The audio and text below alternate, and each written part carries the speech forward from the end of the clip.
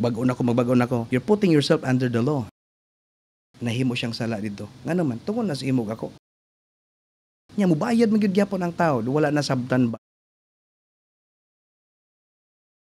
Tungod kay tinuod man gyud imong pagdawat, it will produce effortlessly. Matingala ka, hala, di na lagi ko moani, hala, di na lagi ko mamalikas, hala, di na lagi ko effortless. Pero kung kanaging tinuyuan nga, magbago na ko, you're putting yourself under the law. Ang bida magod sa you're under the law is yourself. Ayaw pangawat, ayaw. Puro ikaw ba? Pero sa grasya dili, gisalo na tanan sa Ginoo in our behalf. Tanan judgment sa cross, gisalo niya tanan. Imong sala, gisalo na tanan dito. Pag absorb na sa sala, tanan sa lawas, gi-account of, gi-impute dito kang Jesus. Pero wala siya sala.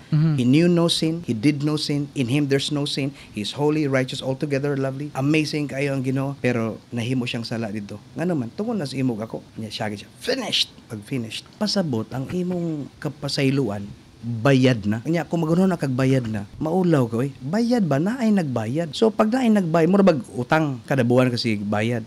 Bayad naman. Pag abot sa ting bayad, ayaw nagbayad. Nya, mo bayad magyud gyapon ang tao. Wala na sabtan ba ang free gift of righteousness.